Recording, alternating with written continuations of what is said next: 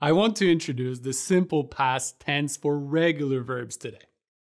Here's the pro tip you need to remember. When you conjugate a regular verb in the simple past, just add ed.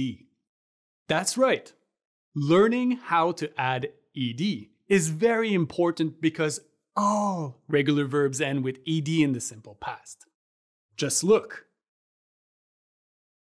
To correctly add ed to regular verbs, we have to look at their base form.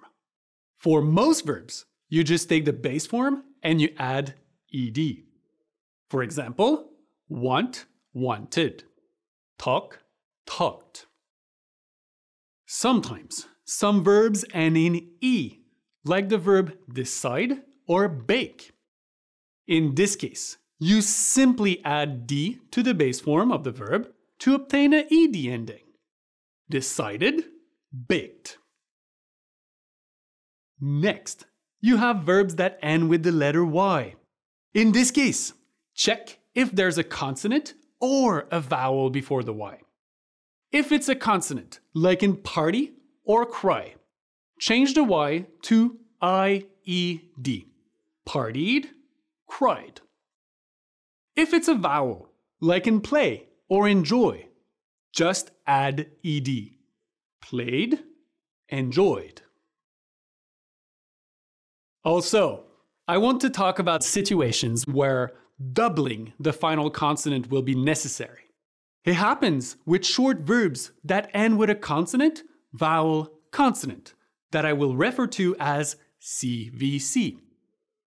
If a verb ends in CVC, like stop or clip, you must double the last consonant and add ed.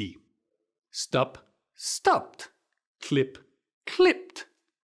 For longer verbs that end in CVC, it takes a bit of practice.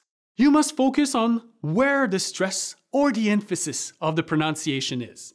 For example, defug or regret.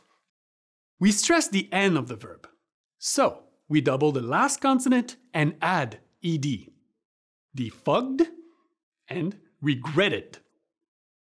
But if we stress the beginning of the verb, like in visit or happen, you just add ed.